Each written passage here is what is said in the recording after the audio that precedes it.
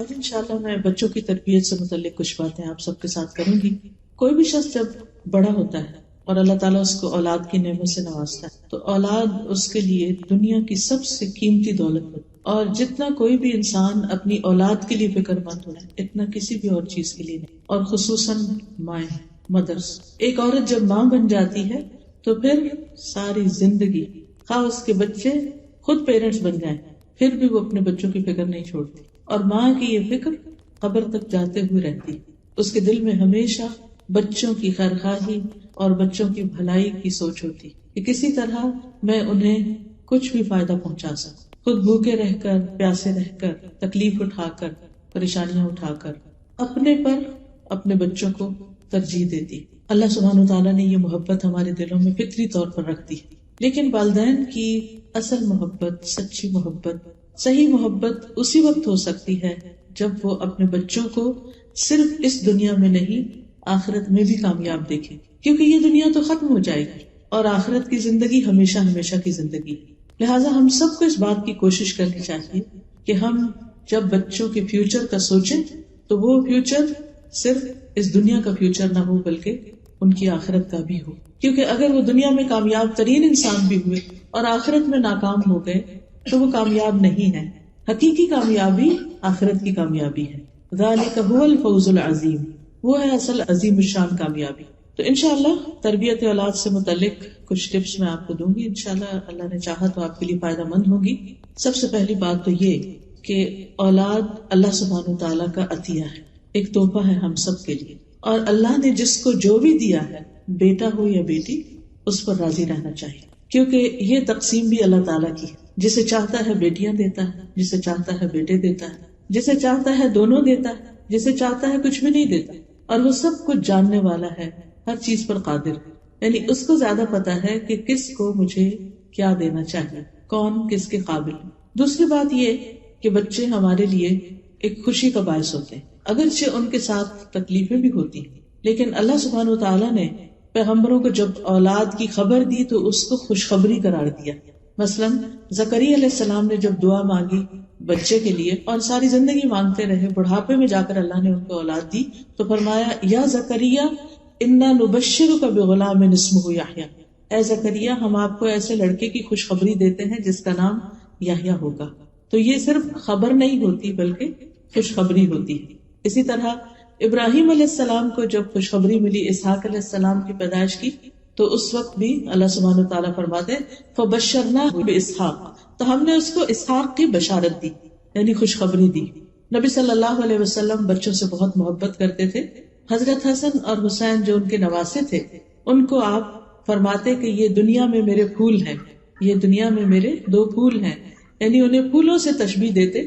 جس طرح پھولوں کی کیئر کی جاتی ہے اور پھولوں کو دیکھ کر انسان خوش ہوتا ہے، ایسے ہی وہ بچوں کو دیکھ کر خوش ہوتے تھے۔ اور یہ حقیقت ہے کہ بچے ہماری آنکھوں کی ٹھنڈک ہوتے ہیں، اسی لیے ہمیں دعا سکھائی گئی ہے کہ ہم یوں مانگیں ربنا ہب لنا من ازواجنا وذریاتنا قرۃ اعین واجعلنا للمتقین اماما، اے اللہ ہمیں ہمارے ازواج اور ہماری اولاد سے آنکھوں کی ٹھنڈک عطا کر، یعنی ہم انہیں دیکھیں تو خوش ہو جائیں اور ہمیں متقین کا امام بنے۔ اسی طرح آپ صلی اللہ علیہ وسلم نے فرمایا کہ تمہاری اولاد تمہاری بہترین کمائی ہے، یعنی انسان اپنی زندگی میں جو کچھ بھی کماتا ہے، ارن کرتا ہے، اس میں سب سے بہترین چیز ٹاپ پہ جو ہے وہ اس کے بچے ہیں، اولاد ہے، کیونکہ اولاد انسان کے لیے دنیا میں بھی راحت، مدد، خوشی کا باعث ہوتی ہے اور آخرت کے درجات میں بلندی کا بھی ذریعہ ہوتی ہے۔ یعنی ایک انسان کے اپنے عمل ہوتے ہیں اور ایک اس کے بچوں کے اچھے کام اس کے نام اعمال میں، حسنات میں اضافہ کرتے ہیں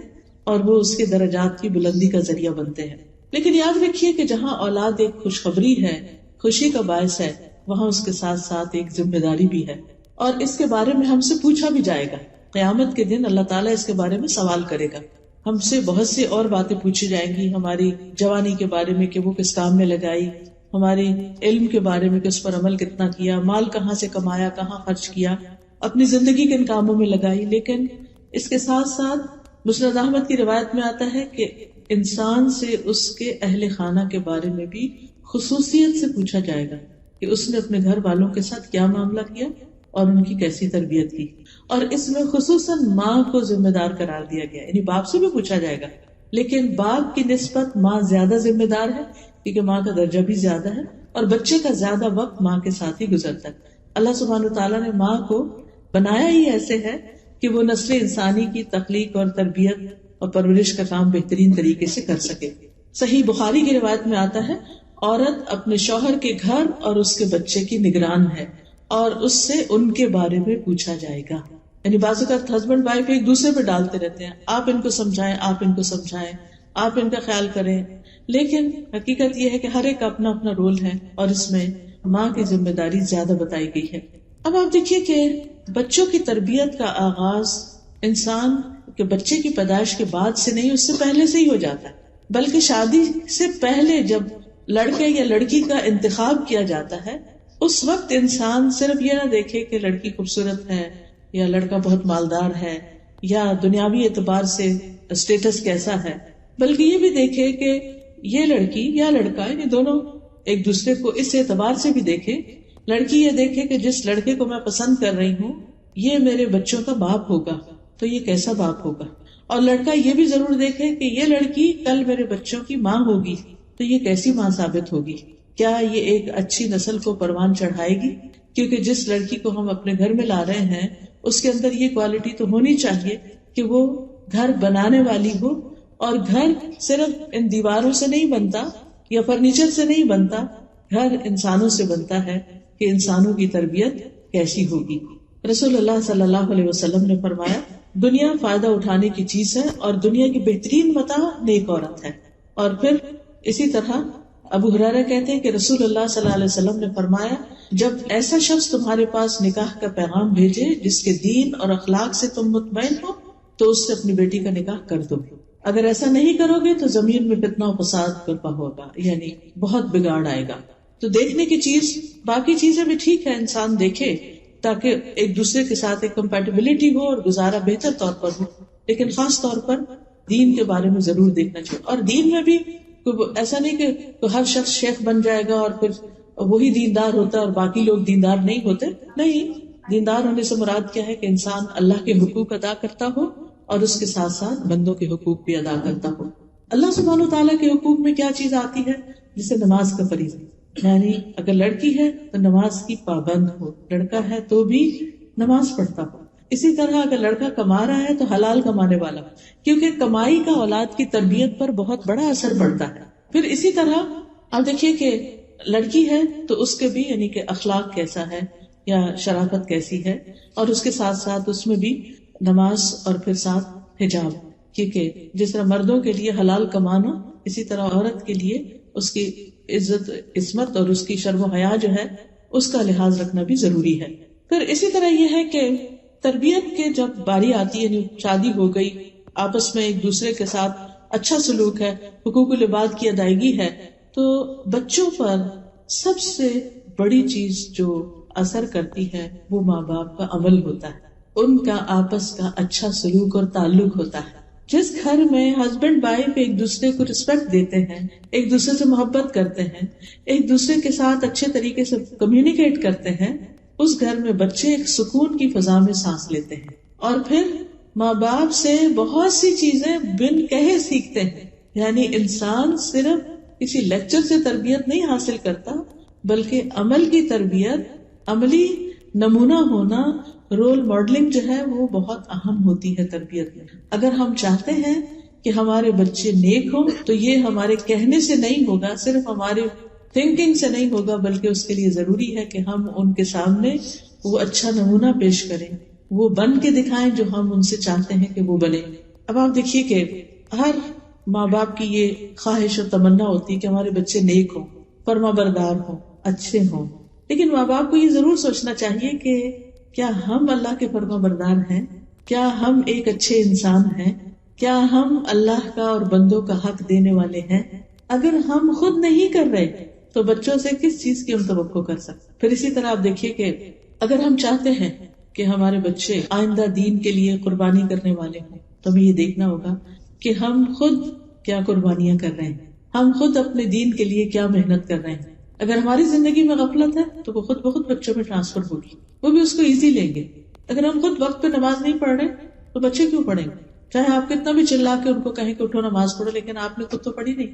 وہ تو آپ سے پلٹ کے پوچھیں کہ آپ نے پڑھ لی، اور نہ بھی کہیں تو وہ دیکھ رہے ہیں کہ اذان ہوئی ہے، وقت ہوا ہے، اور کسی کو بھی فکر نہیں ہے، پرواہ نہیں ہے، کوئی بھی اٹھ کے نماز نہیں پڑھا تو وہ کیوں پڑھیں گے، چاہے انہوں نے کتنا ہی اچھا لیکچر سن رکھا ہو. حضرت عائشہ کہتی ہیں جب سے میں نے ہوش سنبھالا میں نے یہی دیکھا کہ میرے والدین اسلام پر ہیں، یعنی اسلام کی حالت میں نے ان کو اپنی تربیت کرتے ہوئے دیکھا.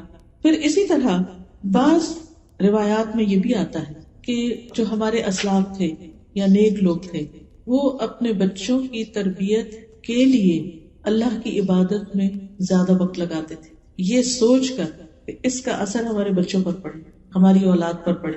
کسی نے کیا خوب کہا کہ جب بھی میں کسی سلجھے ہوئے نوجوان کو دیکھتا ہوں تو مجھے یقین ہو جاتا ہے کہ ضرور اس کا باپ صالح اور نیک آدمی تھا، جس کا عکس یا ریفلیکشن اس میں نظر آ رہا. کیونکہ قرآن مجید میں اللہ تعالیٰ فرماتے ہیں، سورۃ الکہف ہر جمعے کو پڑھی جاتی ہے، آج بھی آپ نے پڑھی ہوگی، کان ابوہما صالحا، وہ دو بچے جن کا خزانہ زمین میں دفن تھا اور اس کے اوپر دیوار تھی، جب وہ گر گئی تو خضر علیہ السلام نے اس کو بنایا، اور اس کی وجہ یہ بتائی کہ ان کا باپ نیک آدمی تھا، وہ فوت ہو گیا تو اللہ تعالیٰ یہ چاہتا تھا کہ ان بچوں کا خزانہ محفوظ رہے، اس لیے میں نے یہ دیوار بنا دی. خود فوت ہو چکا ہے وہ نیک آدمی، اور اس کے بچے یتیم ہیں، اپنے آپ کو پوری طرح لک آفٹر نہیں کر سکتے، لیکن اللہ سبحانہ وتعالیٰ ان کے فیوچر اور ان کے مال کی اور ان کے انٹرسٹ کی حفاظت کس طرح کرتے ہیں؟ اس غیبی مدد کے ذریعے ان کی دیوار بنوا دی جاتی کہ جب یہ اپنی جوانی کو پہنچے تو پھر اس مال کو استعمال کر سکے. کیونکہ نیک آدمی کو اس کی نیکی کا فائدہ اس کی اولاد کی نیکی کی شکل میں نظر آنے لگتا ہے دنیا میں، یہ دنیا میں جلد ملنے والی خوشخبری ہوتی ہے. اسی طرح ایک مشہور سپیکر ہیں ڈاکٹر نبیل، وہ کہتے ہیں مجھے جب نوافل کی ادائیگی میں سستی اور کاہلی ہونے لگتی ہے تو مجھے میرے بیٹے اور دنیا کی پریشانیاں یاد آتی کہ کہیں نفلوں کی ادائیگی میں میری سستی اور کاہلی میری اولاد کی پریشانیوں کا سبب نہ بن جائے. کیونکہ انسان جب نفل پڑھتا ہے، تہجد پڑھتا ہے، تو پھر اپنی اولاد کے لیے دعائیں کرتا ہے، اور اگر کوئی نماز ہی نہیں پڑھتا یا تہجد ہی نہیں پڑھتا تو دعا کس وقت کرے گا؟ وہ تو دعا کرتے ہوئے بھی شرمائے گا. تو وہ کہتے ہیں کہ یعنی جب مجھے تھوڑی سستی آنے لگے تو مجھے اپنے بچے یاد آنے لگتے ہیں کہ میں نے ان کی خاطر اٹھنا ہے اور دعائیں کرنی ہے ان کے لیے. تو یہ چیز ان کو عبادت میں اور زیادہ آگے بڑھاتی. اور ایک جنرل اصول کے طور پر آپ دیکھیے، ایک کامن سینس کی بات ہے کہ اگر ہم اللہ کی اطاعت نہیں کرتے، فرما برداری نہیں کرتے، ہم اللہ کے اوبیڈینٹ نہیں ہیں، تو ہم کیسے توقع کر سکتے ہیں کہ ہمارے بچے ہمارے اوبیڈینٹ ہو جائیں؟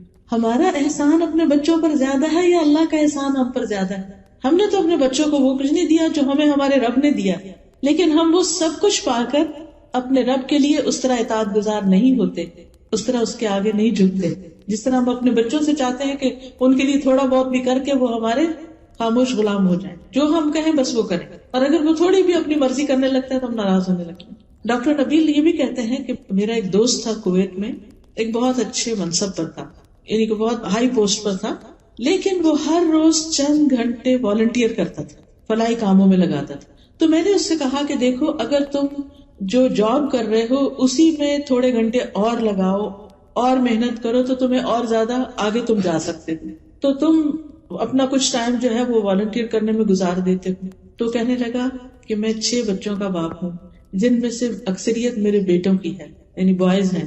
مجھے ڈر ہے کہ وہ بے راہ روی کا شکار نہ ہو جائیں. جب سے میں نے قرآن مجید میں کان ابوہما صالحا کی تفسیر پڑھی ہے کہ ان کا باپ نیک آدمی تھا، اس لیے ان بچوں کی اللہ نے کیئر کی، تو میں نے اپنی زندگی کا ایک بڑا حصہ فلاحی کاموں میں لگا دیا ہے. میں والنٹیئر کرتا ہوں اور اس کے اثرات میں اپنے بچوں میں دیکھ رہا ہوں، کیونکہ بچے جب دیکھتے ہیں نا کہ ہمارے ماں باپ سب کی خدمت کرتے ہیں، سب کے کام آتے ہیں اور اپنا وقت لگاتے ہیں، تو پھر ان کے اندر اس چیز کی ایک قدر ہوتی ہے، ایک ڈگنیٹی ہوتی ہے.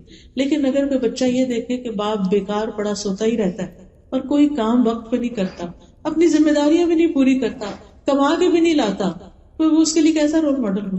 اور وہ باپ پھر بچوں سے کیا توقع کر سکتا ہے کہ وہ اس کے لیے کیسے بچے بنے؟ پھر اگر ہم بھی چاہتے ہیں کہ ہمارے بچے نیک ہوں، فرمانبردار ہوں، صالح ہوں، تو ہم سب کو چاہیے کہ ہم چاہے جاب کرتے ہوں، چاہے کچھ کام کرتے ہوں، چاہے ہم بزنس کرتے ہوں، کوئی کمائی کرتے ہوں، لیکن اس کے ساتھ ساتھ ہم ضرورت مند انسانوں کی مدد بھی ضرور کریں. ہم اپنے آپ کو والنٹیئر کریں کسی بھی جگہ، جو بھی ہماری اسکل ہے. اپنے علم کے ساتھ، اپنی طاقت کے ساتھ، اپنے مال کے ساتھ دوسروں کی خدمت کریں. حدیث میں آتا ہے اللہ اس بندے کی اس وقت تک مدد کرتا ہے جب تک بندہ کسی دوسرے بندے کی، اپنے بھائی کی مدد میں ہوتا ہے. آپ دوسروں کی مدد کر رہے ہیں، آپ دوسروں کی خدمت میں لگے، اللہ آپ کی مدد کرے گا اس چیز میں جہاں آپ ضرورت مند ہیں. اللہ آپ کے کام بنائے گا. میرے استاد ہمیشہ کہتے تھے کہ اگر بچہ کھانا نہ کھائے تو غریب کے بچے کو کھلاؤ، کسی یتیم کی پرورش شروع کر دو. اگر تمہارا بچہ نہیں پڑھتا تو کسی اور کے بچے کو پڑھاؤ. اس خدمت کے بدلے اللہ تمہارے بچے کو بھی اس راہ پہ لے آئے گا. یعنی جس چیز کی اپنے گھر میں کمی دیکھتے ہو وہ دوسروں کو دے کر حاصل کرو. آپ دیکھیے کہ کتنا بڑا وعدہ ہے کہ اللہ اس بندے کی مدد میں ہے، اللہ اس کی مدد کرے گا. مانا کہ اللہ اس کی مدد کرے گا جو کسی کی مدد کرتا ہے، جو دوسروں کی مدد میں لگا رہتا ہے. تو کبھی یہ نہ سوچا کرے اوہ اتنے گھنٹے میرے باہر لگ گئے، اتنے گھنٹے مجھے کیا ملا.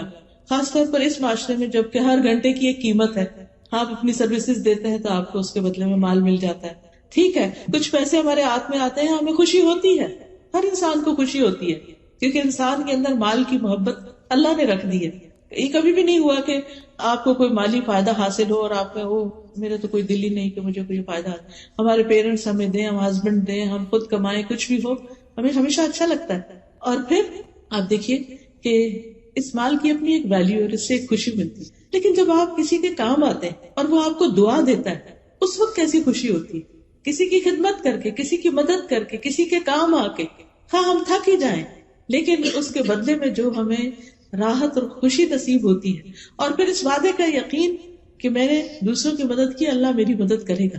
تو آپ اپنے بہت سے بوجھ اور پریشانیاں اپنے اوپر سے ہٹا دیتے ہیں، اپنے امور اللہ کے سپرد کر دیتے ہیں. یہ کیسے ہو سکتا ہے کہ میں خالص اس کی رضا کے لیے اس کے بندوں کی خدمت کروں اور وہ میری مدد نہ کرے؟ وہ ضرور کرے گا.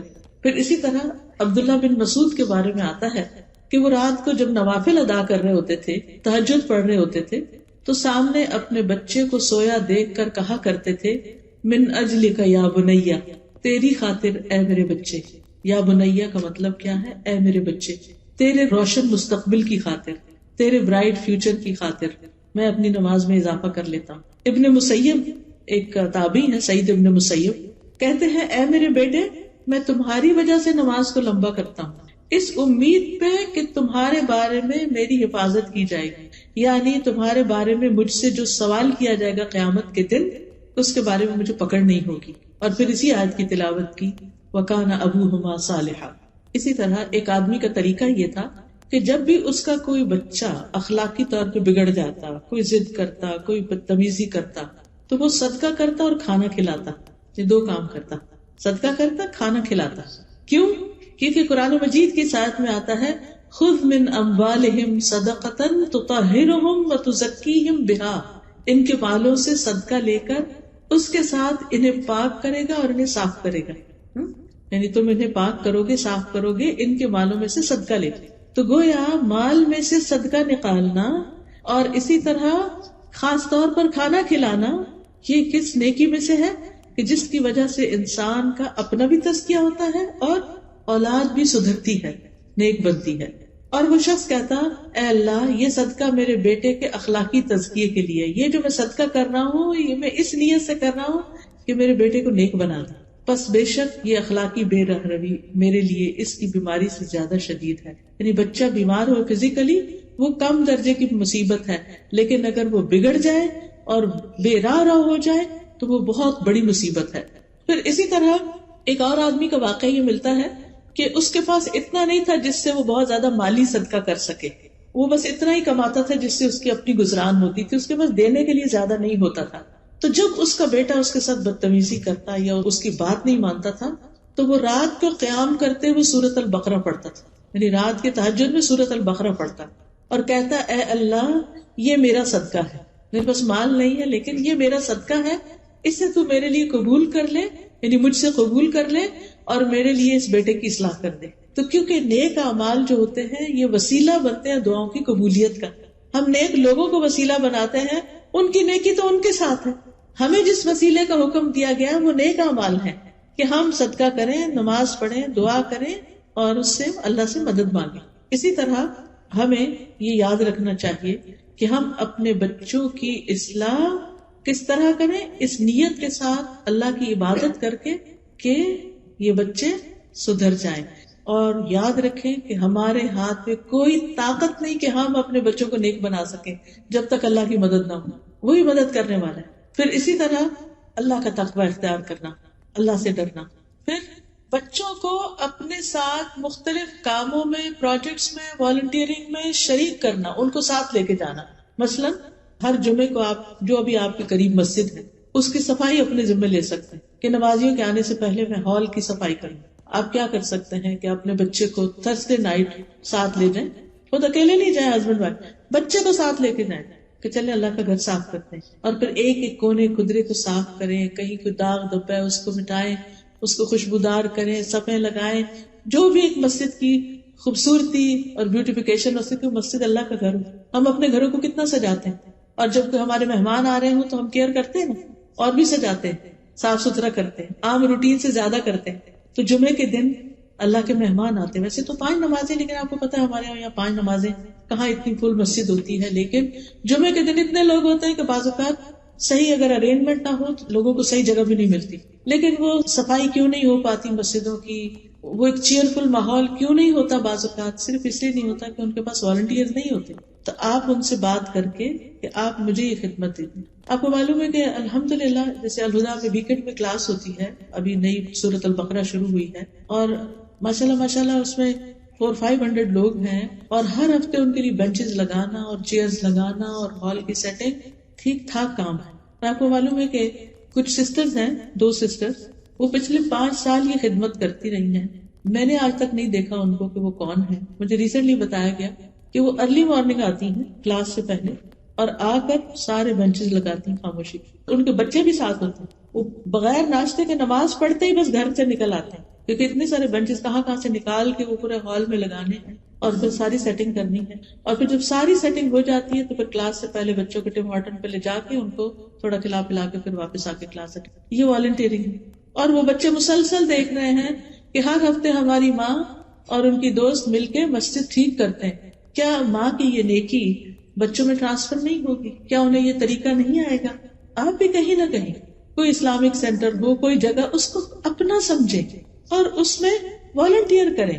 آپ کو معلوم ہے کہ اوور آل جو ہے عموماً مساجد کے ریسورسز اتنے زیادہ نہیں ہوتے کہ ہر چیز پروفیشنل طریقے سے کرا سکتے، لیکن کچھ لوگ ہوتے ہیں کہ وہ یہ کام کر سکتے ہیں. مجھے اچھی طرح یاد ہے جب میری بیٹی کا رشتہ ہونا تھا، تو جب رشتہ آیا چھوٹی بیٹی کا، تو میں نے پتا کیا کہ لڑکا کیا کیا کرتا ہے، اس کی کیا عادات ہیں، کیا کیا اس کے کام ہیں. تو مجھے پتا چلا کہ وہ فلاں مسجد میں جمعے کے دن جمعرات کی رات کو وہاں کے ٹوائلٹ صاف کرتا ہے. تو اس سے کیا پتا چلتا ہے کہ ایک انسان ہمبل ہے، اس کے دل میں دین کی خدمت کا جذبہ. اور دین کی خدمت کے لیے ضروری نہیں کہ کوئی بہت بڑا ہائی فائی کام کیا جائے. مسجد کا ٹوائلٹ صاف کرنا ہم کیوں کریں؟ کلینر کیوں نہیں رکھ لیتے؟ بعض اوقات چھوٹے سیٹ اپ ہوتے ہیں، وہ نہیں رکھ سکتے یہ سب کچھ. بعض اوقات اتنی ڈونیشنز بھی نہیں ہوتی، اور اگر ہو بھی تو جو کام ہم کریں گے وہ کلینر تھوڑی کر سکتے. تو اگر young boys, university going boys آپ کے ہیں، ساتھ لگائیں اور انہیں کہ چلیں کام کریں. اس بہانے مسجد میں جا کے ایک نماز ہی پڑھ لیں. اگر انہیں آپ کہیں گے نا کہ آؤ نماز پڑھنے چلے، تو ہو سکتا ہے نہیں پڑھنے جائیں. لیکن اگر آپ کہیں کہ چلو آؤ کچھ ہوبر لگاتے ہیں چل کے، آپ کو معلوم ہے کہ یہ کام معمولی کام نہیں. یہ کام کس نے کیا تھا؟ ابراہیم علیہ السلام نے، اسماعیل علیہ السلام نے. اللہ سبحانہ وتعالیٰ نے قرآن مجید میں سورۃ البقرہ میں اس کا ذکر کیا 127 آیت پہلے پارے میں. وَإِذْ يَرْفَعُ إِبْرَاهِيمُ الْقَوَاعِدَ مِنَ الْبَيْتِ وَإِسْمَاعِيلُ رَبَّنَا تَقَبَّلْ مِنَّا إِنَّكَ أَنْتَ السَّمِيعُ الْعَلِيمُ. اور جب ابراہیم اور اسماعیل بیت اللہ کی بنیادیں اٹھا رہے تھے، باپ نے بیٹے کو ساتھ لگایا اور تعمیر کی، تو انہوں نے دعا کی ہے ہمارے رب ہم سے یہ قبول کر لے، بے شک تو سب کی سننے والا اور جاننے والا ہے. پھر اللہ تعالیٰ نے دونوں کو حکم دیا کہ انطہر بیتی للطائفین والعاکفین والرکع السجود، میرے اس گھر کو صاف کرو طواف کرنے والوں کے لیے، سجدہ کرنے والوں کے لیے، رکوع کرنے والوں کے لیے، اعتکاف بیٹھنے والوں کے لیے. پیغمبر ہیں دونوں، پیغمبر دوسرے چھوٹے تو بعد میں بنے، لیکن پیغمبر ہیں، بہت معزز ہیں، لیکن وہ اللہ کا گھر تعمیر بھی کرتے ہیں اور اس کی صفائی بھی کرتے ہیں. یہ کوئی معمولی کام نہیں. یاد کیجئے اس عورت کا واقعہ جو بخاری کی روایت میں آتا ہے کہ جو مسجد میں صفائی کرتی تھی، ایک دن نظر نہیں آئی تو نبی صلی اللہ علیہ وسلم نے اس کے بارے میں پوچھا کہ وہ کہاں ہے. پتہ چلا کہ وہ تو اچانک بیمار ہوئی اور فوت بھی ہو گئی. تو صحابہ نے کہا کہ کیا نبی صلی اللہ علیہ وسلم کو تکلیف دیں گے رات کے وقت؟ انہوں نے رات میں خود ہی جنازہ پڑھا، اس کو دفن کر دیا، کیونکہ حکم یہی ہے کہ جو ہی ڈیتھ ہو بس جتنا جلد از جلد جنازہ کرو. خیر، آپ نے پوچھا کہ اس کی قبر کہاں ہے، آپ اس کی قبر پہ گئے، لوگوں کو ساتھ لے کر گئے اور وہاں دوبارہ جنازہ پڑھا اس کا خود، اس کے لیے دعا کی. اب آپ دیکھیے کہ یہ سعادت کس کو ملتی ہے کہ اللہ کے رسول صلی اللہ علیہ وسلم ایک ایسی خاتون جس کا نہ کوئی آگے ہے نہ پیچھے ہے، مسجد میں ہی رہتی ہے، مسجد کی صفائی کرتی ہے، اس کا جنازہ پڑھ رہے ہیں. کوئی معمولی اعزاز ہے؟ اللہ کی نگاہ میں اس کی اہمیت کیا بڑی. ہم سمجھتے کہ بہت بڑے بڑے ٹائٹل ہوں اور پھر ہم کام کریں تو پھر اس سے ہماری بہت شان بنے گی. شان ہمیں لوگوں کی نظر میں چاہیے تو شان اللہ کی نگاہ میں ہونی چاہیے. تو یہ چھپی نیکیاں بعض اوقات اور یہ اللہ کی خاطر ایسے کام کرنا، اس کا اثر اولاد میں جاتا ہے. پھر اسی طرح مسجدوں کے علاوہ آپ دیکھیے ہاسپٹلز ہیں، بوڑھے لوگوں کے اولڈ ہومز ہیں. کل میری بیٹی بتا رہی تھی کہ ان کا اسکول کا ٹرپ گیا ہوا تھا بچوں کا، اولڈ ہوم میں لے کر گئے تھے، شاید 8-9 سال کا ہے بچہ اس کا. کہہ رہی تھی کہ کل شام گھر آ کر اتنا رویا اتنا رویا اتنا رویا کہ جس طرح اس نے بوڑھے لوگوں کو وہاں دیکھا، کوئی فیملی ان کے پاس نہیں، وہ بیمار ہیں، وہ بیٹھے ہوئے ہیں، لونلی ہیں. تو وہ سین تو مجھ سے پوچھ رہی تھی کہ میں اب اس کو کس طرح کمفرٹیبل کروں، کیا بتاؤں اس کو. ہمارے بچے یہ سب چیزیں تو دیکھتے نہیں، نہ جنازہ دیکھتے ہیں، نہ قبرستان دیکھتے ہیں، نہ اولڈ ہوم دیکھتے ہیں. دل کس چیز سے نرم ہو؟ وہ اپنی آخرت کے بارے میں کیوں سوچے؟ وہ تو دنیا ہی دنیا ان کے سامنے. ہم انہیں لے جاتے ہیں، کبھی کہیں کھانا کھلانے لے جاتے ہیں، کبھی کسی ٹوائز کی شاپ پر لے جاتے ہیں. ہم سمجھتے ہیں یہ ہم بچوں کی بہت بڑی خدمت کر رہے ہیں اور اس سے ہمارے بچے ہم سے بہت خوش ہو جائیں گے اور ہمارے بڑے فرما بردار ہوں گے. نتیجہ کیا ہے؟ جتنی ہم ان کو عیش کروا رہے ہیں، جتنی ہم ان کی ہر خواہش پوری کرتے چلے جا رہے ہیں، اتنا ہی وہ مزید بگڑتے چلے جا رہے ہیں. کسی بات پہ خوش ہوتے ہی نہیں، کیونکہ وہ ایک چیز وہ اب ان کی نگاہ سے اتر گیا، اب ان کو اس سے بڑی انٹرٹینمنٹ چاہیے، اس سے بڑی انٹرٹینمنٹ چاہیے. تو پھر وہ زندگی کی جو حقائق ہیں اور زندگی کی جو مشکلات ہیں ان کو فیس کرنا نہیں آتا. مومن آخرت پر یقین رکھتے ہوئے اپنی زندگی گزارتا ہے. ہمیں خود بھی اپنے لیے اور اپنی نسلوں کے لیے، اپنی تربیت اور تزکیہ کے لیے بھی اور اپنے بچوں کی تربیت کے لیے بھی ان سب جگہوں پر والنٹیئر کرنے کی ضرورت ہے.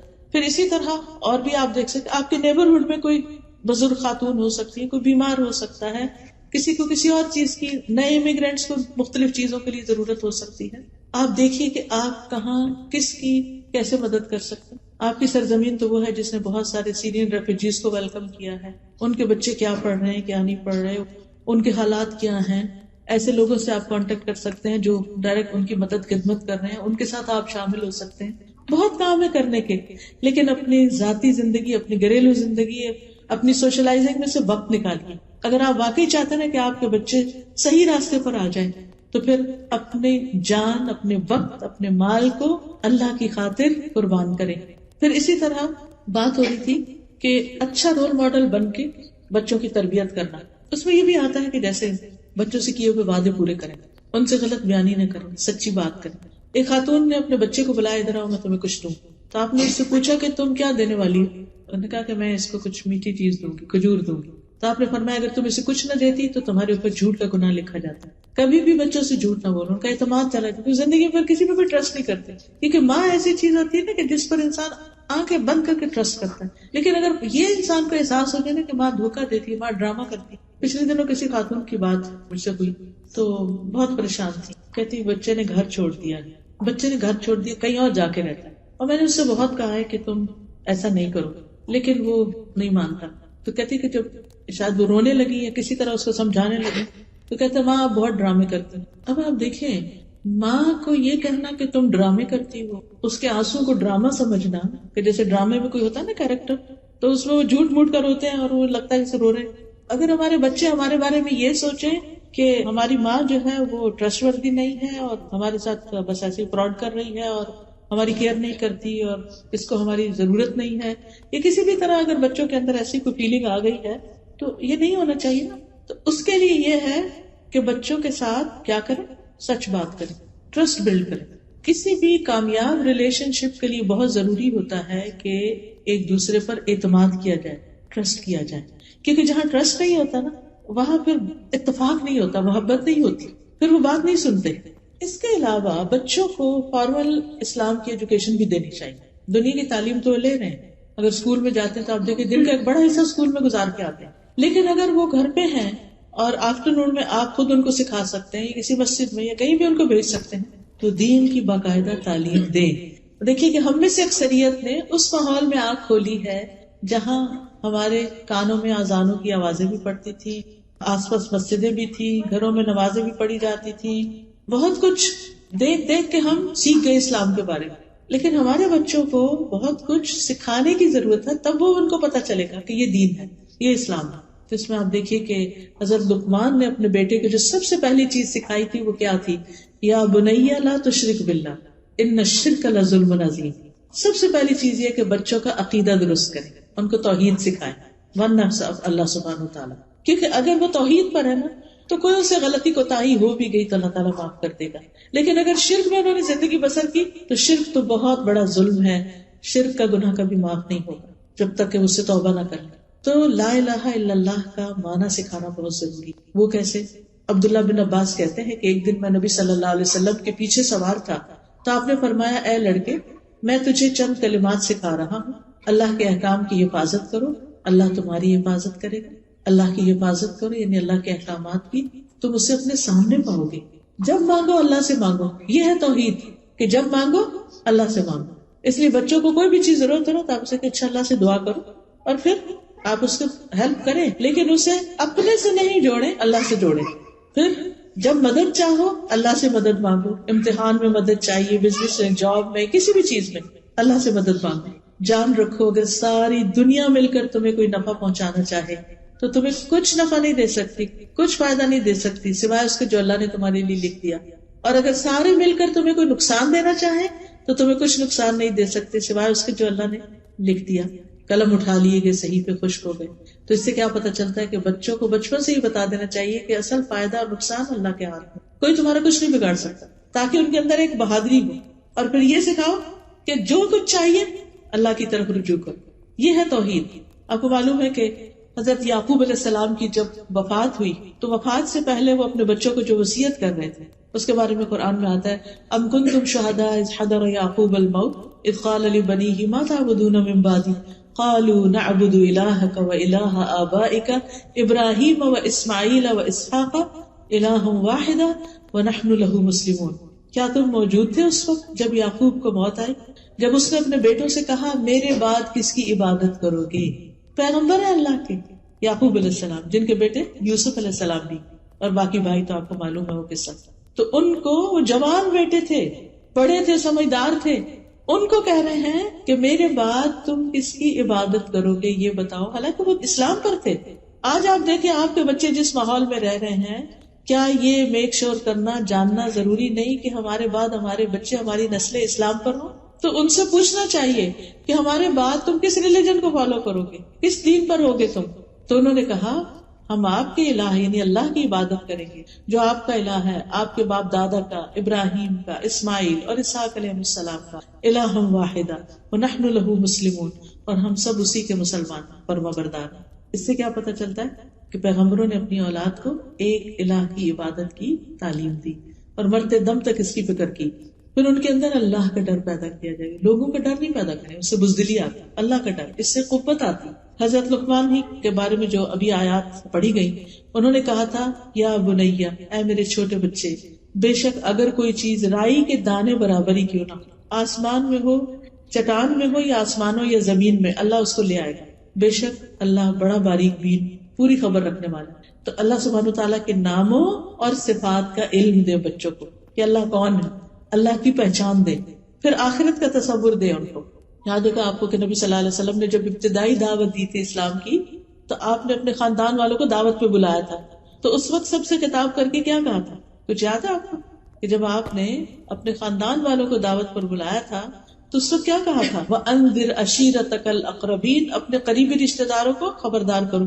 آپ نے ایک ایک کر کے سب کے نام لیے تھے. پھر خواتین میں سے پھپھی کا نام لیا اور اپنی بیٹی کا نام لے کے کہا اے فاطمہ بنت محمد صلی اللہ علیہ وسلم، اپنے آپ کو جہنم کی آگ سے بچاؤ. میں اللہ کی طرف سے تمہارے لیے کسی چیز کا اختیار نہیں رکھتا. تم لوگوں سے رشتہ ہے، میں اسی طرح جوڑتا رہوں گا جس طرح جوڑنا چاہیے، لیکن اللہ کے ہاں رشتے ختم ہو جائیں گے، تمہیں میں نہیں بچا سکتا. تو آخرت کی فکر ڈالی اپنی بیٹی کے اندر کہ اپنے لیے خود کچھ کرو. پھر اللہ تعالیٰ سارے اہل ایمان کو حکم دیتا ہے یا ایھا الذین آمنوا قوا انفسکم واہلیکم نارا، اے ایمان والو اپنے آپ کو گھر والوں کو آگ سے بچاؤ. اور اس کے لیے پہلا قدم توحید، اور دوسری چیز عبادات میں نمازوں کی پابندی. 7 سال کا بچہ ہو جائے تو نماز شروع کرا دیتے، ایک نماز سے شروع کرے، پھر 2 3 4 5، جب تک 10 سال کا ہو 5 کی عادت پڑ جائے، اور پھر مسجد کی عادت پڑ جائے، صبح وقت پہ جاگنے کی عادت پڑ جائے، اور پھر سنتوں اور نوافل کی بھی. کیونکہ بعض اوقات بچوں کو ہم فرض پہ لگاتے ہیں نا، ساری زندگی پھر فرض پر ہی رہتے ہیں، یہ بڑی مشکل ہو جاتی ہے، انہیں سنت پڑھنی مشکل ہو جاتی ہے. تو بچپن میں 10 سال کی عمر میں پھر تھوڑی تھوڑی سنتیں بھی ساتھ شروع کرا دیں، کیونکہ بڑے ہو کے عادتیں توڑنا بڑی مشکل ہو جاتی ہے. پھر اسی طرح روزے رکھ پانا.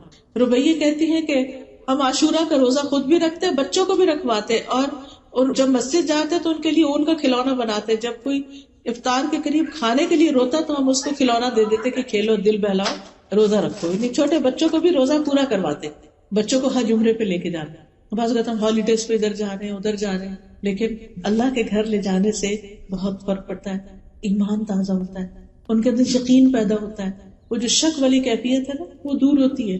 اس گھر کے اندر اللہ نے ہدایت کا سامان رکھا ہے، روشن نشانیاں رکھی. تو بچوں کو بھی کہہ سکتے ہیں، خود بھی، کہ چلے سب مل کے پیسے جمع کرتے ہیں اور ہم عمرے پہ یا حج پہ جائیں گے. کیونکہ صحابہ جو تھے وہ اپنے بچوں کو بھی ساتھ لے جاتے تھے حج پہ. پھر قرآن سکھائیں، قرآن کی تعلیم دیں، صرف ناظرہ اور حفظ نہیں، قرآن کو سمجھنے کی بھی، سمجھ کر پڑھیں. کسی کا کہنا ہے اپنے بچے کو قرآن سکھا دو، قرآن اسے سب کچھ سکھا دے گا. یعنی جو تم اسے نہیں نہ سکھا سکتے، تربیت نہیں کر سکتے، یہ کرو یہ نہ کرو، تو اگر تم اسے قرآن سکھا دو گے اسے سب باتیں خود ہی پتہ چل جائیں گی، تو تمہارا بہت کام کم ہو جائے گا. نہیں تم ایک کام کر لو، باقی کام وہ کرے گا. اسی طرح نبی صلی اللہ علیہ وسلم کی سیرت، احادیث اور دعائیں، خاص طور پر حفاظت کی دعائیں، صبح شام کی دعائیں، تاکہ بچے ہر طرح کے شر سے محفوظ رہیں. جب چھوٹے ہوتے ہیں تو مائیں خود پڑھ پڑھ کے دم کرتی رہتی ہے، لیکن جب بڑے ہو جاتے ہیں پھر کوئی بھی نہیں پڑھتا، تو یا مائیں دور سے پڑھ رہی ہوتی ہے، نہیں ان کو سکھاتے وہ خود پڑھیں اپنے اوپر.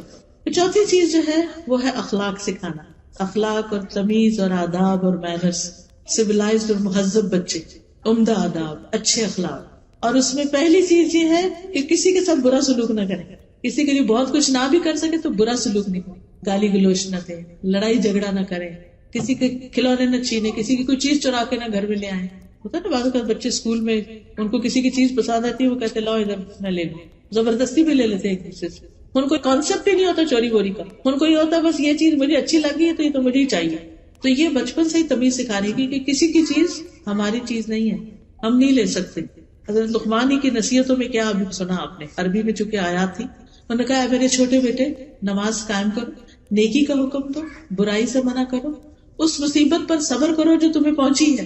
سبحان اللہ، چھوٹے بچے کو سکھایا جا رہا ہے کہ صبر کرو. اب جو بچہ چھوٹی سی چوٹ لگ چیخنا پکارنا شروع کر دیتا ہے تو اس کو ہر وقت چیخنے کی اجازت نہ دیں. اور پھر کہا کہ یہ ہمت کے کاموں میں سے ہے، لوگوں کے لیے اپنا رخسار نہ پھلاؤ، منہ پھلا کے مت بیٹھو، زمین میں اکڑ کے نہ چلو. اللہ کسی اکڑنے والے، فخر کرنے والے سے محبت نہیں رکھتا. اپنی چال درمیانی رکھو، اپنی آواز نیچی رکھو، سب آوازوں سے بری یقیناً گدھوں کی آواز ہوتی ہے. یہ انہوں نے اپنے بچے کو تمیز سکھائی، ایٹیکیٹس اور مینرز. ہمارا فرض بھی بنتا ہے کہ ہم بچوں کو ہر طرح کے آداب سکھائیں، لباس پہننے کے، سونے کے، جاگنے کے، گھر سے نکلنے، گھر میں داخل ہونے، سواری پر بیٹھنے کے، زندگی کے سارے معاملات میں. لیکن یہ سب کچھ اسی وقت سکھایا جا سکتا ہے جب ہم خود بھی سیکھیں، ہمیں خود بھی آتا ہو. پھر اسی طرح گھر میں آتے ہوئے اجازت لینے کے، کسی کی چیز اٹھاتے ہوئے، ایون بہن بھائیوں کی بھی چیز لینی ہے نا تو وہ طریقہ سکھائیں کہ دیکھو اجازت سے لینی، زبردستی نہیں لینی کسی کی چیز. پھر اسی طرح گفتگو کے آداب، چیخنے چلانے کی اجازت نہ دیں، اپنا لہجہ درست رکھیں بچے. لیکن مشکل یہ ہے نا کہ اگر ہم مائیں خود چیخیں چلائیں گی تو پھر بچے کیسے سمجھیں گے. اس کے لیے آپ کو چھوٹی سی ٹپ دیتے ہیں. سورۃ لقمان کی یہی آیت جو ہے نا، وَاقْصِدْ فِي مَشْيِكَ وَاغْضُضْ مِنْ صَوْتِكَ إِنَّ أَنكَرَ الْأَصْوَاتِ لَصَوْتُ الْحَمِيرِ. اس کو زبانی یاد کر اور دن میں کئی دفعہ پڑھ کہ اللہ کو یہ آواز ناپسند ہے جو ہم چیخ چلا کے بچوں کو بولتے ہیں نا، اللہ اسے گدھوں کی آواز سے تعبیر کرتا ہے. یہ نہیں کرنا، بار بار اپنے آپ کو ریمائنڈ کرنا. سورۃ لقمان کی آیت نمبر 19 ہے. ٹھیک ہے. اور ذرا اگر اس سے پیچھے سے چلے ہم تھوڑا سا، وَلَا تُسَعِّرْ خَدَّكَ لِلنَّاسِ، منہ موڑ کے نہیں بات کرنا. یہ نہیں کہ ہم کوکنگ کر رہے ہیں اور بچہ کو بات کر رہے ہیں تو ہم ایسے منہ کر رہے ہیں اور اپنا کام کر رہے ہیں. نہیں، اس کی طرف دیکھیں تاکہ وہ امپورٹنٹ فیل کرے اپنے آپ کہ میری ماں مجھے توجہ دیتی. یہ کسی کو اگنور کرنا جو ہے بہت انسلٹنگ ہوتا ہے. نبی صلی اللہ علیہ وسلم جس سے بات کرتے تو اس کی طرف توجہ فرماتے. پھر کیا، وَلَا تَمْشِ فِي الْأَرْضِ مَرَحًا، زمین پہ اکڑ کے نہ چلو. إِنَّ اللَّهَ لَا يُحِبُّ كُلَّ مُخْتَالٍ فَخُورٍ، اللہ کو کوئی بھی خود پسند فخر کرنے والا پسند نہیں. وقصد فی مشیک واغضض من صوتک ان انکر الاصوات لصوت الحمیر. اپنی چال درمیانہ رکھو، اپنی آواز نیچی رکھو، بے شک سب آوازوں سے بری آواز گدھوں کی آواز. اس کو بار بار پڑھیں پورا ہفتے کے لیے بس اس کو پریکٹس کرتے رہیں اور امیجنیشن میں لائیں اس وقت میں کیسے لگ رہی. خود بخود آپ پھر ٹھیک ہوئیں گے. اپنے آپ کو خود دیکھیں. اب دیکھیں ہم شیشے میں دیکھتے ہیں یہ تو ٹھیک نہیں لگ رہا، نہیں اسکارف ایسے نہیں ایسا نہیں، یہ تو سینٹر میں نہیں ہے، یہ تو صحیح نہیں، یہاں تو کچھ بل پڑ رہا ہے، اس کو بھی ٹھیک کرنے کی ضرورت ہے. قرآن بھی ٹھیک. میں نے دیکھا ہے بچیوں کو جیسے الوداع میں بھی وضو کرنے آتی اتنی دیر لگاتی ہے اسکارف ٹھیک ہو رہا ہے ادھر سے دیکھتے ادھر سے دیکھتے ہیں. ٹھیک ہے ان کی عمر ہے، میں سمجھتی ہوں سب سے امپورٹنٹ چیز ان کے لیے اسکارف ٹھیک کرنا. تو اس میں آپ دیکھیے کہ اگر ہم اتنے کانشیس ہیں صرف اسکارف کے بارے میں کہ ہم اس میں نیٹ کلین ٹائڈی لگے، تو پھر ہماری آوازیں اور ہمارا آنکھیں کھول کے چیخنا چلانا وہ کیا چیز ہے. اس میں بھی تو اچھے نہیں لگتے. اس وقت شیشے کے آگے جا کے چیخ کے دیکھیں، کبھی اکیلے میں پریکٹس کر کے دیکھیں اور شکل کیسے ہو جاتی ہے. تو یہ شکل اگر ہم ایک سے زیادہ دفعہ بچوں کو دن میں دکھا رہے ہیں تو اس سے بچنے کی ضرورت ہے. پھر اسی طرح رازوں کی حفاظت کرنا. اگر کوئی کہنا کہ مجھے فلانی یہ بات کی میں نہیں بتاؤں گا، تو آپ اسے نہیں کہیں مجھے تو بتانی ہوگی، مجھے بتاؤ. چاہے آپ ماں ہیں پھر بھی انہوں نے کہا اچھا اگر ابا نے کہا نہیں بتانی ٹھیک ہے نہیں بتاؤ، تاکہ اس کو راز کی حفاظت کریں. کوئی امانت و حفاظت کرنی آئے، کوئی وعدہ کیا پورا کرنا آئے. پھر اسی طرح جب وہ بول رہے ہوں تو غلط لہجے اور بہت زیادہ سلینگ اور سویرنگ جو ہوتی ہے اس کی اجازت. مجھے یاد ہے کہ ہم چھوٹے ہوتے تھے تمہارے والد نے اتنا ہمیں ڈرایا اس چیز پر، ایک گالی دی اگر تو ایک سانپ قبر میں ہوگا. پتہ نہیں اس کی کیا حقیقت تھی کیا نہیں، لیکن اتنا ڈر لگا کہ چپکے سے کہیں چپکے بھی گالی کسی کو نہیں دی. اتنا ڈرایا گالی سے کہ گالی تو منہ سے نکالنی ہی نہیں، زبان ناپاک ہو جاتی. آج آپ دیکھیں گے ہم پگ کا لفظ بولتے ہوئے تو مسئلے کا شکار ہو جاتے ہیں کہ نہیں یہ تو آپ نے بچوں کو اسکول میں کتاب کیوں پڑھا دی گئی، اور یہ اس کو تم اتنا بڑا ایشو بنا لیتے اور اس کو گالی بنا دی. لیکن اور جو وہ ادھر ادھر کی گالیاں بول رہے ہیں اس کے ہم شاید خود بھی نہ پتا ہو کیا کہہ رہے ہیں. اس چیز کو بہت کانشیس رہے، زبان صاف رہے. ٹھیک ہے ایک دفعہ جب وہ زبان پہ ایسی چیزیں چڑھ جاتی ہیں تو پھر وہ ہمیشہ اسی طرح بولتے ہیں اور شروع میں ہنستے ہیں ہم بچوں پر کہ دیکھو اس نے کوئی نیا لفظ سیکھی ہے، لیکن بعد میں وہی چیزیں نقصان کا باعث بنتی ہیں. اور قبر میں سانپ ہے ہی نہیں، لیکن ہمارے اعمال نامے میں یہ چیزیں لکھی جا رہی ہیں اور کل قیامت کو دیکھنی بھی ہوگی. اسی طرح یہ کہ بچوں کو اچھا ماحول دیں گھر کے اندر بھی، لیکن باہر جہاں دوستوں میں یا کسی سینٹر میں یا کہیں بھی بچوں کا کوئی کلب ہے وہاں بھی دیکھ بھال کے لے جائیں کہ اور بچے کس قسم کے آتے ہیں وہاں پر. کیونکہ بچے اپنے دوستوں کو بہت کاپی کرتے ہیں. تربیت میں ایک حصہ آپ کا ہے لیکن ایک حصہ ان کے ماحول کا ہے، یعنی جو گھر سے باہر کا ہوتا ہے کہ ان کے فرینڈز کیسے ہیں. اچھے بھلے بچے دین سے دور ہو جاتے ہیں صرف اس وجہ سے کہ فرینڈز جو ہے وہ دین پر نہیں. حدیث میں آتا ہے صاف طور پر کہ انسان اپنے دوست کے دین پر ہوتا ہے. اسے چاہیے کہ دیکھے کہ وہ کس کو دوست بنا رہا ہے، کس کی کمپنی میں رہتا ہے. آپ جو کچھ ہے نا اپنی کمپنی کی پیداوار ہے. اس لیے اچھے لوگوں کے ساتھ نیک لوگوں کے ساتھ خود بھی بیٹھیں، ان کو بھی لے جائیں، اس مجلس کی آداب سکھائیں. ٹھیک ہے جب بچے شور کر رہے ہوں تو کسی الگ کمرے میں لے کے بیٹھے، لیکن میں نے دیکھا کہ کچھ مائیں اپنے چھوٹے بچوں کو مسجد میں لاتی ہیں جیسے اللہ تعالیٰ سمجھا سکھا کے پاس بٹھاتی ہیں اور بچے آرام سے بیٹھے رہتے. میں حیرت سے دیکھتی رہتی ہوں کہ پورا خطبہ اس بچے نے سن لیا بغیر کچھ گڑبڑ کیے، کیونکہ بچپن سے ماں کو لانے کی عادت تھی اور سمجھا کے لائے یہاں بھاگنا نہیں، یہاں بولنا نہیں، یہاں کچھ کرنا نہیں، یہ اللہ کا گھر ہے، یہ اللہ کا گھر ہے. تو اس سے کیا ہوگا کہ اس کے دل میں جو ہی مسجد دیکھے گا اندر آئے گا، وہ آٹومیٹیکلی اس میں یہ چیز آئے گی کہ یہاں نہیں بھاگنا، یہ نہیں. لیکن اگر ہم لے تو جائیں مسجد اور اس کے بعد اپنی دوستوں کے ساتھ لگ جائیں اور بچے ہر طرح کی بدتمیزیاں کرتے پھریں تو اس سے پھر وہ کیا سیکھیں گے. تو پہلے سے ذہن بنا کے لائیں ہم اللہ کے گھر جا رہے ہیں. جیسے ہم کسی دوست کے گھر رہتے ہیں، ہم فلاں آنٹی کے گھر جا رہے ہیں، فلاں جگہ جا رہے ہیں، ہم مال جا رہے ہیں، ہم فلاں کھیلنے جا رہے ہیں. لیکن جب مسجد آئے تو ہم مسجد چاہ رہے ہیں اور مسجد میں جا کے ہم یہ کریں گے وہاں، اور اس کے لیے موٹیویٹ کریں گے کتنا اجر اور کتنا ثواب ہے. پھر اسی طرح لوگوں کی خدمت کی عادت اگر بچپن سے ہی ہو جائے تو بہت اچھی. اور اس میں ظاہر ہے کہ پھر رول ماڈل تو آپ ہی ہو گئے. گھر میں اگر آپ کی ساس ہیں، بڑی امی ہیں، تو ان کے پاس ڈیلی بیٹھنا، وقت نکالنا، ان کی تھوڑی خدمت کرنا اور بچوں کو ساتھ لگانا کہ اچھا چلو تم بھی لگو، چلو میں ان کے پاؤں دبا رہی ہوں تم ہاتھ دباؤ. وہ تھوڑی دیر دبائیں گے پھر بھاگ جائیں گے، بور ہو جائیں گے، پھر آئیں گے پھر، لیکن کرتے کرتے کرتے ان کو عادت ہو جائے گی. حضرت انس کہتے ہیں کہ جب نبی صلی اللہ علیہ وسلم مدینہ آئے تو میری عمر 10 سال تھی. میری مائیں، نانی، خالہ وغیرہ مجھے نبی صلی اللہ علیہ وسلم کی خدمت کی مسلسل تاکید کرتی تھی اور میں نے آپ کی 10 سال خدمت کی. حضرت انس آپ کے ساتھ رہے. تو کس نے سکھایا تھا کہ نبی صلی اللہ علیہ وسلم کی خدمت کرنا؟ ماں نے سکھایا تھا. اور وہ کہتے ہیں کہ جب آپ کی وفات ہوئی تو میں 20 سال کا تھا، اور یعنی بہت سے احکامات انہوں نے صرف دیکھ دیکھ کے گھروں میں سیکھے تھے. پھر اسی طرح اگر ممکن ہو تو بچوں کو کسی اسکالر یا کسی ایسے شخص کی کمپنی میں دے کہ جو ان کو بہت سی اور چیزیں بھی ساتھ رکھ کے سکھا سکے. یا اگر دنیا کی تعلیم تربیت بھی دینی ہے تو اس میں آپ دیکھیے کہ جیسے اگر کھانا پکانا ہے یا اور گھر کے کام ہیں، اگر آپ خود سکھا سکتے ہیں، یا بعض اوقات آپ کی کوئی بہن یا بانجی یا کوئی اور، تو ان کے ساتھ تھوڑی دیر انہیں چھوڑیں کہ ان سے بھی سیکھیں چیزیں. اس سے تھوڑا ان کو ویرائٹی بھی مل جاتی ہے اور ڈفرینٹ لوگوں سے ڈفرینٹ چیزیں بھی وہ سیکھ سکتے ہیں. تو باصلاحیت لوگوں کی نگرانی میں بچوں کو دینا، ان کی کمپنی دینا. بچوں کو ہر وقت صرف بچوں میں نہیں رہنا چاہیے، یہ یاد رکھیے، کیونکہ جو بچے ہر وقت بچوں میں رہتے ہیں وہ کبھی بڑے نہیں ہو پاتے. جب آپ بڑے لوگ بیٹھے ہوں تو ان کو بھی بیچ میں ساتھ بٹھائیے، چاہے زیادہ دیر نہیں لیکن کچھ دیر ضرور بٹھائیے تاکہ وہ بڑوں کی کارآمد گفتگو سنے اور اس کو یاد رکھے. آپ کو معلوم ہے کہ حضرت انس جو تھے وہ چھوٹے تھے لیکن کتنی باتیں انہوں نے نوٹ کی. وہ کہتے ہیں کہ میں نے رسول اللہ صلی اللہ علیہ وسلم سے بڑھ کر کسی کو بچوں کے ساتھ شفقت کرنے والا نہیں پایا. پھر اسی طرح ہم دیکھتے ہیں کہ آپ صلی اللہ علیہ وسلم حضرت ابن عباس کو دعائیں دیتے ہیں. چھوٹے سے بچے ہیں، آپ کے گھر میں رات رہنے کے لیے آتے ہیں اپنی خالہ کے پاس کیونکہ ان کی اہلیہ تھی نبی صلی اللہ علیہ وسلم کی. پھر اسی طرح بچوں کو بول کے بھی محبت کا اظہار کریں. نبی صلی اللہ علیہ وسلم نے حضرت حسن کے لیے فرمایا اللہم انی احبہ، اللہ میں حسن سے محبت کرتا ہوں، فاحبہ، آپ بھی اس سے محبت کریں. واحبب من یحب، اور آپ اس سے بھی محبت کریں جو حسن سے محبت کریں. یعنی آپ بچوں کا احساس دلائیں، بول کے بھی کہیں کہ آپ مجھے اچھے لگتے ہیں. پھر پیار سے مخاطب کریں، نک نیم بھی رکھ سکتے ہیں، ان کو توجہ دیں، ان کے ساتھ بچوں کی طرح کھیل کھیلیں. نبی صلی اللہ علیہ وسلم نماز سے سر نہیں اٹھاتے تھے جب بچے آ کے بیٹھ جاتے تھے کمر پر.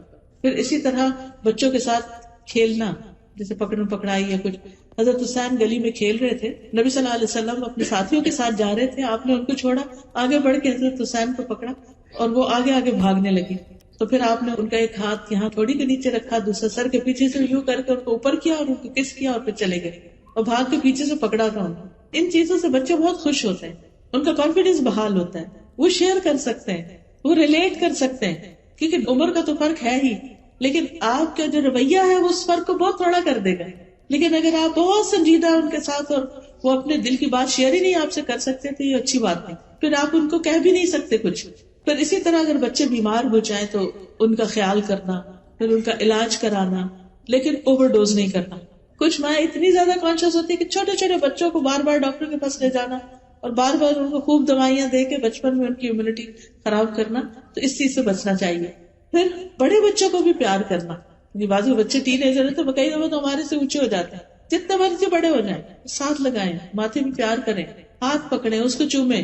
اس سے بچوں کے اندر ایک آپ سے کلوزنس آئے گی، پھر وہ آپ سے شیئر کریں، پھر آپ ان کو اچھی نصیحت دے سکتے ہیں. کیونکہ بہت سے لوگ پوچھتے ہیں نا کہ اچھا جو بڑے بچے ہو گئے ان کے ساتھ کیا کریں؟ ان کے ساتھ تو ہر وقت لڑائی رہتی ہے، تم نکمے ہو، تم کچھ کرتے نہیں ہو، تم یہ نہیں کرتے. ان کی کسی بات پہ راضی نہیں. اب اس کا نتیجہ کیا ہوتا ہے؟ وہ پھر کترانا شروع کرتے، اوائڈ کرنا شروع کرتے، قریب ہی نہیں آتے، تربیت ہی نہیں ہوتی.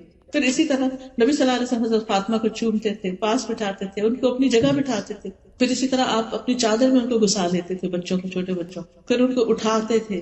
کبھی مارا نہیں تھا چھوٹے بچوں کو، اور پھر زیادہ روک ٹوک بھی نہیں، ہر بات میں انٹرفیئر نہیں کرے، نہ یہ نہیں کرو. اب ہوتا ہے کہ بچہ سے نہ یہ نہیں لو، وہ اٹھا لیا، وہ پکڑا، وہ اٹھا لیا، وہ لیا، کچھ تو ان کے لیے بھی چھوڑ دیں کہ وہ بھی کسی چیز سے انجوائے کریں. ابھی آپ نے اپنی کتاب اٹھائی ہے، ان کے لیے کچھ اور رکھ دیں تاکہ اس پہ بعض بچے بھی کہتے ہیں وہی چاہیے جو آپ کی. اچھا بعض بچے قرآن پکڑتے ہیں تو بچے نے قرآن پکڑ لیا، گرا دے گا. پھر کیوں آپ سوچ رہے گرا دے گا؟ آپ نیچے ہاتھ رکھ لیں، اگر چھوٹا بچہ ہے یا کسی بھی طرح نظر رکھیں، اور اگر بچہ آگے پیچھے کرے خود قرآن لے کے چومے، اس کو سینے سے لگایا کہ اللہ کی کتاب ہے نیچے نہیں رکھنا، تو نیکسٹ ٹائم کیئر کرے گا. لیکن یہ تو نہیں کہ بچہ قرآن کو ہاتھ ہی نہ لگانے دیں، اور جب وہ بچہ بڑا ہوگا اور آپ کہیں گے یہ لو قرآن، تو وہ کہے گا اب میں ہاتھ نہیں لگاتا اس، کیونکہ ہر دفعہ اس نے ہاتھ لگایا اور آپ نے کھینچ لیا اس سے، ہر دفعہ نماز پہ آپ پہ چڑھا اور آپ نے پیچھے کر دیا. وہ کیوں نماز اور قرآن سے محبت کرے گا؟ جن چیزوں کی دین میں رخصت ہے، اجازت ہے، اتنا تو ان کو کرنے دیں. اور پھر یہ آخری بات ہے کہ بچوں کے لیے خوب دعائیں کریں، کیونکہ صرف ہماری کوششیں کافی نہیں ہیں، دعائیں بہت ضروری ہیں. نبی صلی اللہ علیہ وسلم نے فرمایا 3 طرح کے لوگوں کی دعائیں قبول ہوتی ہیں: مظلوم کی دعا، مسافر کی دعا، اور والد کی اپنی اولاد کے لیے دعا. باپ بچوں کے لیے دعا کرے. آپ اپنے بارے میں کہتے تھے میں اپنے باپ ابراہیم کی دعا ہوں، انہوں نے دعا کی تھی نا کہ اللہ ایک پیغمبر بھیج اس میں سے، اور جو ان پہ تلاوت کرے اور کتاب اور سنت حکمت کی تعلیم دے. تو آپ کو اس بات پر خوشی تھی کہ ابراہیم علیہ السلام نے میرے لیے دعا مانگی تو میں پیدا ہوا اور میں نبی بن کے آیا. تو آپ اپنے بچوں کے لیے دعا میں اللہ ان کو ایسا بنا دے، ایسا بنا دے، ایسا بنا دے. جو بھی آپ کے ڈریمز ہیں، جو بھی خواب ہیں، اور ان کے سامنے بھی بولا کریں. اور کبھی بچوں کو بد دعا نہ دیں، غصے میں آ کے بد دعا نہیں، کیونکہ ہوتا کیا اس سے اگر قبول ہو گئی تو کون روئے گا. اور نیک اولاد کے لیے دعائیں. صالح اولاد کی دعاؤں کا ایک چھوٹا سا کارڈ ہے، اگر وہ ہو تو انسان کسی وقت دن میں ایک دفعہ پڑھ لے بچوں کے لیے، جس میں رب ہب لی من الصالحین، رب ہب لی من لدنک ذریۃ طیبہ انک سمیع الدعاء، ربنا هب لنا من ازواجنا وذرياتنا قرۃ اعین واجعلنا للمتقین اماما، ربنا واجعلنا مسلمین لک ومن ذریتنا امة مسلمة لک وارنا مناسکنا وتب علینا انک انت التواب الرحیم، رب اوزعنی ان اشکر نعمتک التي انعمت علی وعلی والدی وان اعمل صالحا ترضاه واصلح لی فی ذریتی انی تبت الیک وانی من المسلمین. ہر روز معمول بنا لیں کہ صبح میں یا رات میں ایک دفعہ ماں باپ کے لیے، ہسبینڈ کے لیے، بچوں کے لیے ضرور دعا کرتے ہیں، کیونکہ ہماری خوشیاں ان کے گرد گھومتی ہیں. یہ نیک ہوں گے تو ہمیں خوشی ہوگی. پھر رب اجعلنی مقیم الصلاۃ ومن ذریتی ربنا وتقبل دعا، پھر وجنبنی وبنی ان نعبد الاصنام، اور پھر اللہم انی اعوذ بک من جہر السوء ومن زوج تشیبنی قبل المشیب ومن ولد یکون علی ربا. اے اللہ میں تیری پناہ طلب کرتا ہوں برے پڑوسی سے، ایسی بیوی سے جو مجھے بڑھاپے سے پہلے بوڑھا کر دے، یا ایسے شوہر سے، اور ایسی اولاد سے جو میرا آقا بن بیٹھے، یعنی اولاد ہماری ہمیں کنٹرول کرنا شروع کر دے، ایسے مال سے جو میرے لیے عذاب بنے، ایسے چال باز دوست سے جس کی آنکھیں مجھے دیکھ رہی اور جس کا دل میری نگرانی کرتا، اگر وہ کوئی نیکی کی بات دیکھے تو اسے دبا دے، اور اگر برائی دیکھے تو لوگوں کو پھیلا دے اسے. پھر بچوں کے نیک سلوک کے بدلے دعا دینا، اور اگر وہ کوئی بدتمیزی شرارت بھی کرے تو بھی دعا دے، بد دعا نہ دے. اور پھر والدین کے بچے کام خراب کریں نا تو ماں باپ کے لیے دعا کرنی شروع کر دیں. بچے نافرمانی کریں، یا اللہ میرے ماں باپ پہ رحم فرما، رب ارحمہما کما ربیانی صغیرا. آپ اپنے والدین کے ساتھ اچھے ہوں گے تو آپ کے بچے آپ کے ساتھ اچھے ہوں گے. پھر اسی طرح ان کے مال، اولاد، جان، اس میں برکت کی دعائیں کیا کریں. ان کے رزق میں برکت کی دعا ابراہیم علیہ السلام نے دعا کی تھی نا اپنے بچوں کے لیے کہ اللہ ان کو پھلوں میں سے رزق دے، حالانکہ مکہ میں کچھ نہیں اگتا تھا. اور پھر جب دوبارہ گئے تھے حضرت اسماعیل کی شادی کے بعد تو انہوں نے پوچھا کہ کیا کھاتے ہو، تو انہوں نے کہا گوشت، پانی. تو انہوں نے کہا کہ اللہ ان کی گوشت اور پانی میں برکت نازل فرماتے. اپنے بچوں کو دعا دی ان کے رزق میں.